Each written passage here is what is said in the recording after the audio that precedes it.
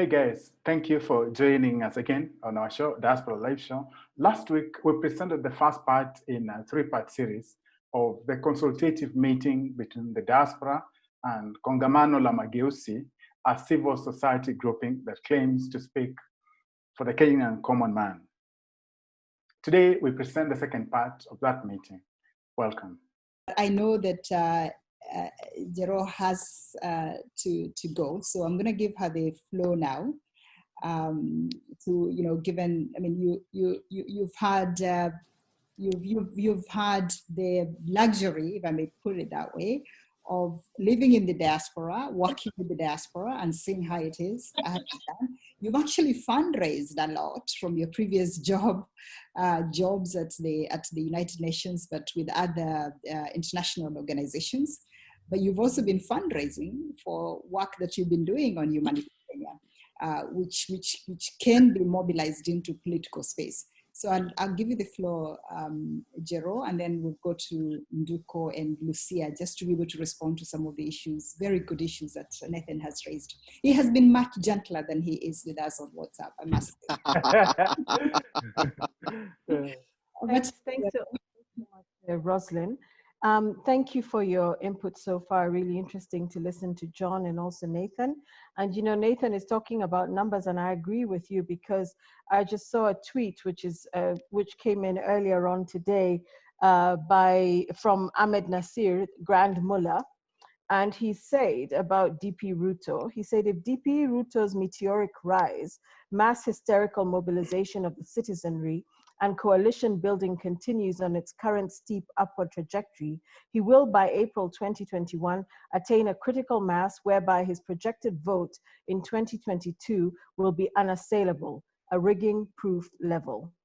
And what Grand Mullah says is neither here nor there, because we know that he is politically in many camps as suits him and as is expedient, but he is reflecting about the fact that what Nathan is talking about, that there is that people are a bit enthralled by the wheelbarrownomics and something they can hold on to. Of course, there's also a bit of a class, not a bit of a, but a major element of class warfare that is fomenting, I believe, which is also potentially dangerous, but possibly something that Kenyans need to have a long, hard think about, because it's something that we have not addressed, because we are always lost in the morass of tribalism, ethnic tensions, and so on, but not really the class dimensions and dynamics. That said, very briefly, Roslyn, and you and I have had many robust debates about Kongamano la Mageuzi.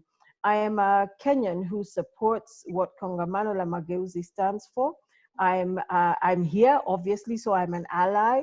I can also say that one of my thoughts and my thinking around KLM and how I interact and engage with it is more around my continuing to build the work that I, along with many others, are doing wherever we are doing it out there. For example, in my work around energy justice, it's not a signed, sealed, and delivered organization. It's not a structure. It's not an NGO. It's not even a registered anything. It is an amorphous social media mobilized energy justice campaign that is grounded in court cases that we're currently engaged in. What I have found from the energy justice work that I've done is that I have found people from across all political persuasions, bar none. Everyone is involved in one way or another, because Kenya Power does not care which politician you support or what ethnicity you come from. You will receive your bill. You will be stolen from, you will be extorted. I've just seen somebody has sent me a photo of a dangerously hanging live electricity pole with live wires. You will be killed. The woman in Kwale was killed a few months ago with her 3-month-old baby on her back. So what has happened in my work around energy justice is that it's this organic growth of very political, but non-political party-based action around theft and extortion of electricity consumers by energy cartels, the energy thieves. So how I'm seeing my involvement and engagement in Kongamano is more around saying, as the ideas evolve and solidify, and like I completely agree with Nathan, something there has to, we don't want to just be presenting a protest vote or a candidate who will then be woefully behind in terms of numbers, but have some kind of appeal, some kind of way of pulling the public, that I can also in my networks begin to say, have you thought about Kongamano? Because right now we're being presented extremely binary options. Well, not binary, maybe it's trifecta style options that we're being offered, because there's either the ODM or the Tanga Tanga or Kieleweke and all the straggling has-beens who are trying to make their way into power. And my thought is, how do I bring my constituency, and I put that in quotes, because I don't own anybody and nobody owns me. We're just all continuously conversing about issues of energy, issues of corruption.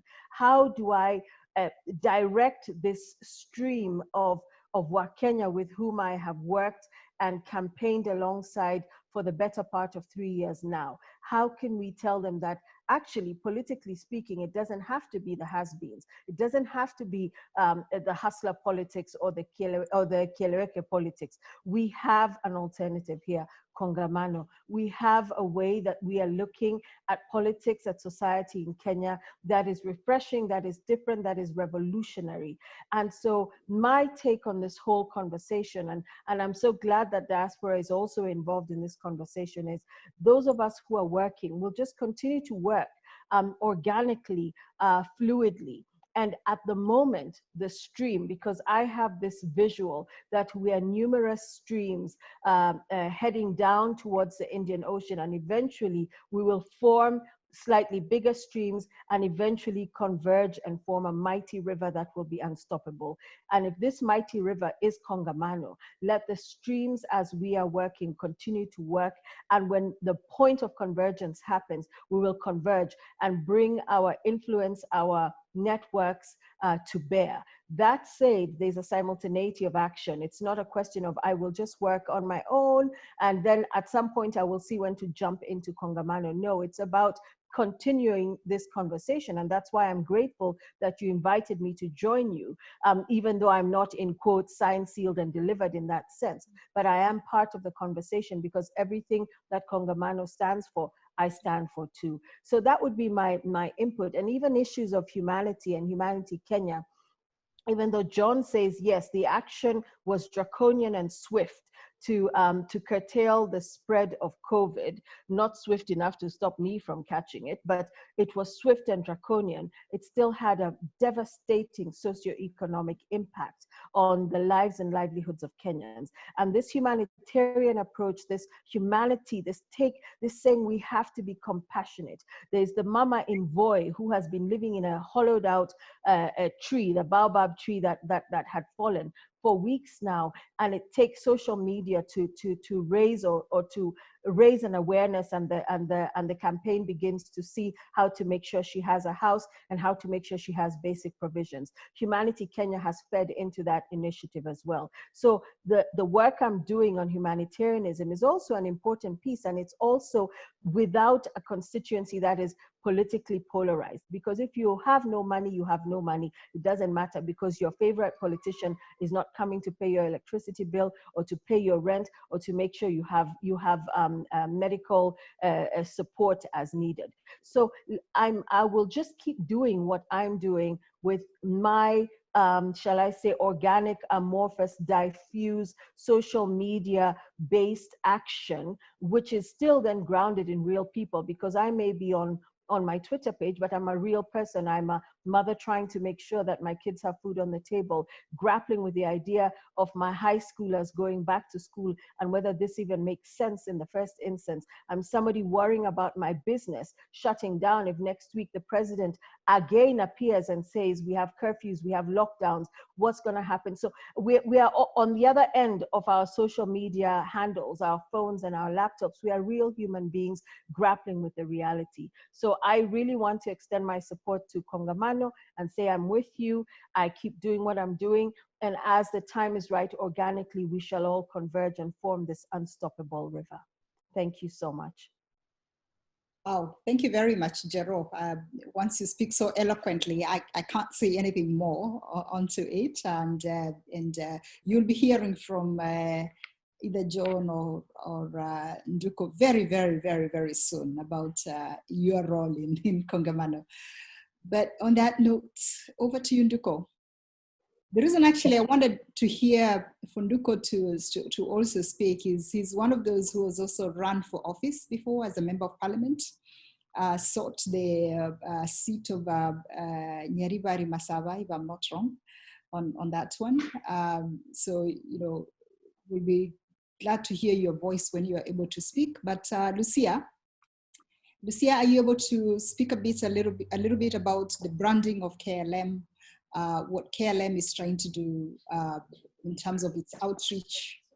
Yeah, we can hear from you and Mutemi as we wait for Nduko to come back on. We'll see you, Lucia. Yes, you are. There you are. Over to you, Lucia.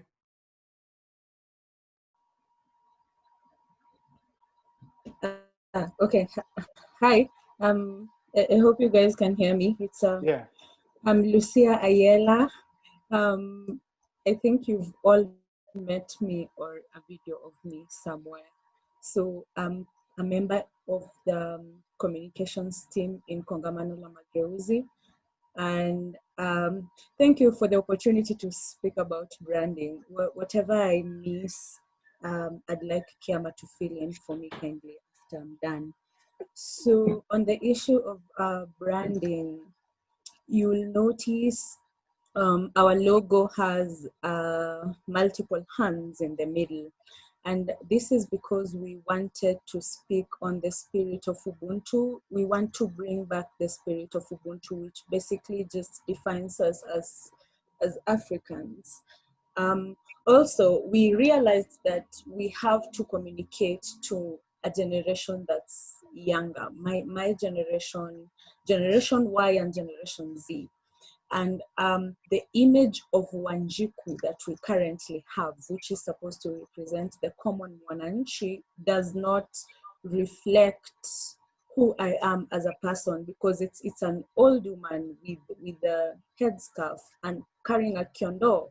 And my mother doesn't even look like that. So that is one of the things that we are trying to change. So we are trying to bring our Wanjiku, a version of Wanjiku 2.0, and we are giving Wanjiku a child called Nuru, who's androgynous, and yeah, so that Nuru can represent the generation that's after my generation.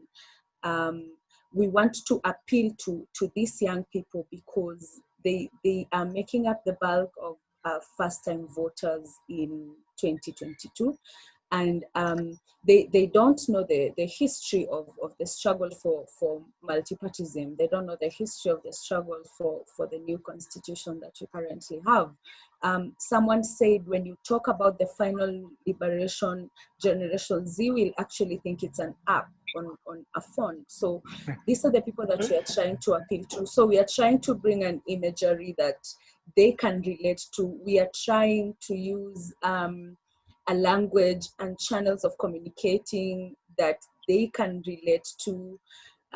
So you'll see a lot of activity on our Twitter page because my generation loves Twitter, and it's just not us alone, but a lot of political discussions that are serious have moved onto the Twitter platform, and we are taking advantage of that opportunity.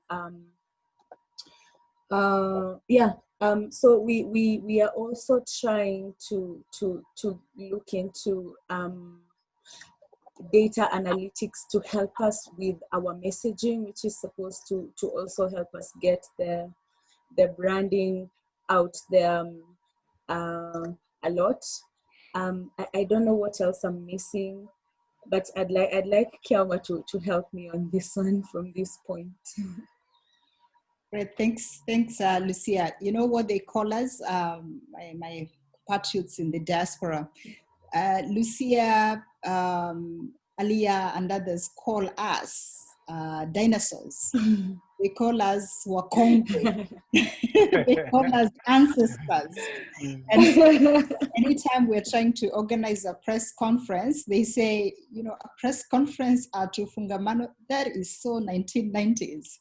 And so we always have this challenge of, you know, you have quite a lot of young people like Kalia, you know, Lucia and others who are active within Kongamano, who work through social media, who are so good with the 140 characters. And then you have us, who used to go to Chester House as student leaders, and in the 90s with Nanduko and others to issue press statements. And now you're telling us we can't do our press statements, we just need to adjust to social media and Facebook. By the way, actually, you know, Lucia, don't even bother with Facebook. Like that is so, I think, 2010 or something like that. But Mutemi, do you want to come in before we pass back to Nduko? And so, not to cut you off, Dr. Kombe, if I may interject just for a minute, I'm wondering if there's going to be a time then we can issue, share ideas on what our role is as a diaspora beyond what Nathan said, right? We will. Dev, what I wanted at least to do is to try and respond to some of the issues that Nathan had raised. If he hadn't raised so many issues, we wouldn't have. I'll just ask maybe Nduko and Mtemi to be very brief so that we can then go back to hearing from you, Dev, from Professor Monda, from Ken, and others in the diaspora on what issues you care about. But excellent. Mtemi, if you can be very, very brief in your response. Thank you so much, Dr. Ari. Thank you, Lucia, for the introduction in terms of the branding of Kongamano, the hands, the coming together, they're not leaving anyone behind.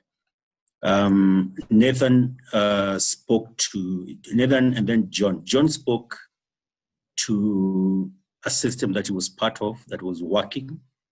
Maybe not excellently, but it was working. It's the best regime, I think, that has worked in Kenya, apart from the first few years of independence. I think Nathan then came in with the believers. Remember the Jubilee campaign slogan was "I believe," and a lot of people in the diaspora came believing. And John can attest to their disappointment just 2 months after Jubilee came into power in 2013. So many people gave up even tenure in universities abroad in the US, Canada, in the UK, and elsewhere. And they came and got disappointed because they realized, having been exposed, as you guys have said, Hamtaki Ujinga. I mean, the person who has left Kenya and gone to the diaspora to make something of his life or her life is someone who has what we call a frontier mentality. You know, the same kind of frontier mentality that sends people out there to go and look for opportunities because they can't find them. Some of us decide to, curl into a fetal position and wait to die.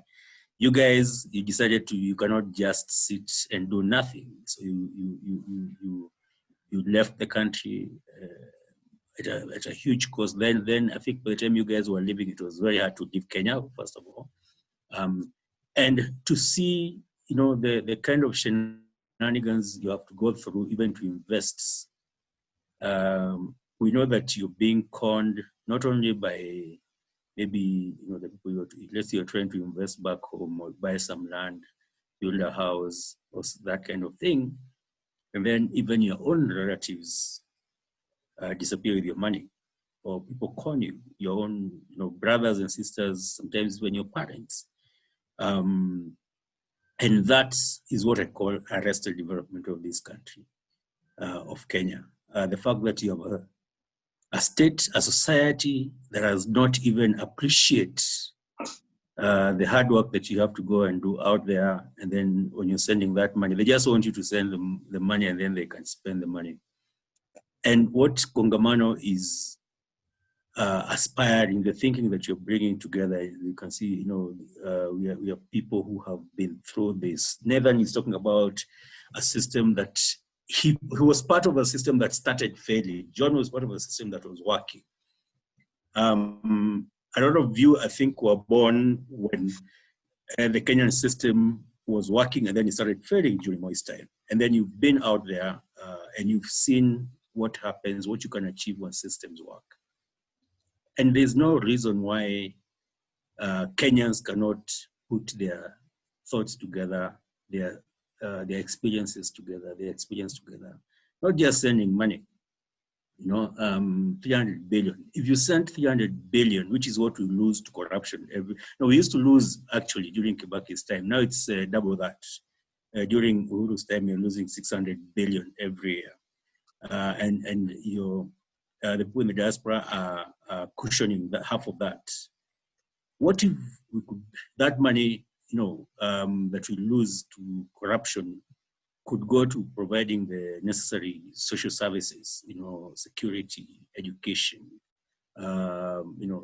affordable transport, housing, social housing, and all these other dreams, and even the dreams that Nathan has expressed, because he sounded very disappointed, and I can understand, because he gave it all. I mean, his all. He had big dreams. He helped digitize the government. And you're saying, why isn't it work? Why is everything in Kenya working apart from our politics? Why do Kenyans, even when you're being overtaxed right now, we are still paying the taxes, even as they're being looted and stolen and, you know, misused and taken into foreign bank accounts? What if we are able to arrest this? And what do we need to do? And that is Kongamano. And I think that's the question Dave is asking. I mean, Prof, those are the ideas. We have the ideas, we have the solutions. We have worked, Kenyans are running systems, countries across the globe. Why can't we run our own country? You know, and I think it's because a lot of us have not been able to come together, or have not found a platform such as this one, whereby you can, where intellect is actually appreciated.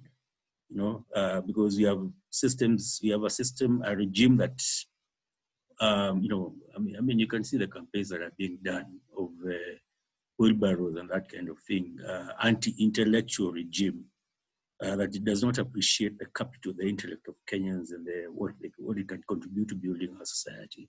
So I don't want to, I can go on and on, but I just want to say I'm so honored to have all of you, to be in a panel with all of you, and I think together we can give hope to Nathan and other skeptics, you know, in terms of what we can do for this country. And Nathan, Uskufa Moyo, we have great Kenyans, and you're one of the great Kenyans that can together put our heads together and come up with the answers to the questions that you've asked. Thank you. Thank you, Mtemi. I'm going to do a quick change of plan here, rather than go to Nduko, because I think Mtemi has said a lot around the diaspora and around what we are doing in Kongamano and what we are trying to address. But what I would like to do is to turn the floor back to our colleagues in the diaspora, so that we can at least get a sense from you on what will be your demands. You know, this is an organization that has said, a group that has said that it's here to contest political power. They are not a lobby group. They are not an NGO. They are not, you know, they are not a civil society organization. They clearly want to contest political power. And so as they put together their political program, what would be your asks as members of the diaspora? I'll start with you, Dave, and then I'll go to Kawasi, and then we can do the rest. Appreciate you enough for, you know, affording us the opportunity to at least share. As Dr. Kombe said, you know, we belong to one of these groups. Sometimes we have heated debates on what it is that we can do and how we can go about being really part of the Kenyan political, socio-economic ecosystem in a more effective way. And I think those debates get so extremely heated sometimes. And I'm just glad that the majority of us from the diaspora here are part of those panels. But I think as we sit here today, I mean, there's obviously a lot of in agreement between us that the systems are broken. We have goal congruence in terms of what we're looking to do or achieve long term. And truthfully, we in the diaspora do recognize that we do have the wherewithal, the financial, economic wherewithal to make things happen, because we're already doing that. But I think we also run into these roadblocks that are not of our own making, because we kind of are at the whims or the mercy of the political class that we're trying to break through. So at one point, I think it was last week or several weeks before, that we were debating on whether we really need to form our own political parties in the United States, all over the country, in Europe, and then go contest for power. So the debate was whether that is an effective way to do it, or should we leverage existing systems in Kenya or existing parties to make that happen. And as we debated, that's really how the question, I mean, the KLM was introduced to us. Actually, to me, that's the first time I came to learn about KLM. And thanks to Dr. Kombi and her participation in this, I got to know a whole lot more. So I feel comfortable, based on what I'm listening to then ask or be concerned about what would be the next steps from our standpoint, and how is it that we can then progress as a unit, meaning it's not just now necessarily KLM as a standalone entity and the diaspora as a standalone entity. How do we combine these two forces and make something happen or come out of it that will serve our interests better? So that's the kind of partnership I would really like to spend more time on. And what that means to me is that what would that entail? In other words, what would be the fair, what would be considered a fair exchange between KLM and the diaspora, so that we walk, lockstep with one another.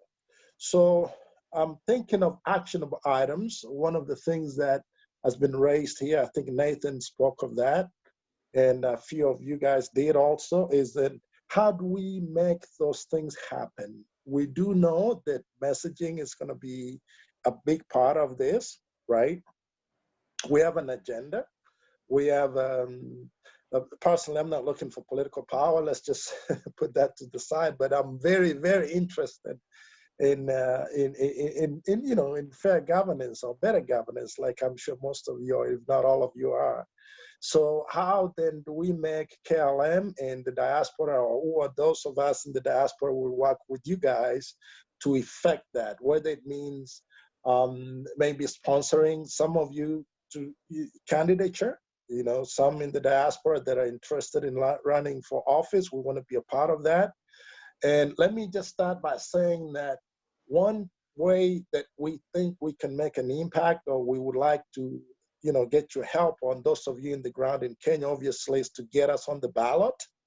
The way we've done that in the past, or we still do that, and I want to extend an invitation to you all on this call and maybe your friends.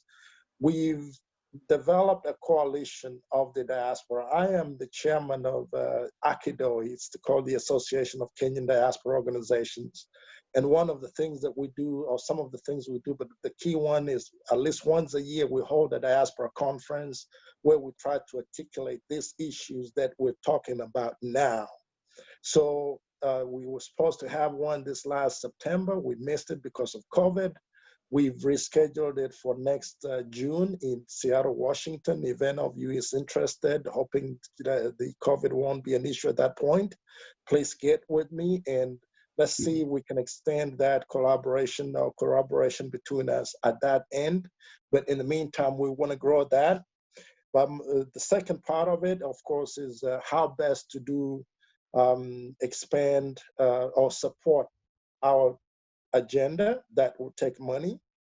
And I've been involved in a little bit of fundraising. I'm connected to some organizations here, the Ford Foundation and maybe one or two other.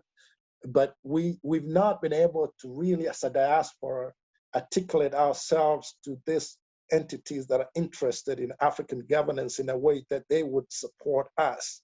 When we approach them, we just say with the Association of Kenyan Diaspora or other groups in the United States, and we're interested in you helping us improve governance in Africa. But that in itself is not as effective if, let's say, we had KLM as part of the ecosystem that is driving that. So from my standpoint, from where I'm standing, that is something that I would love to be able to discuss with your group about and come up with a strategy on how to, or how best to raise funding to advance our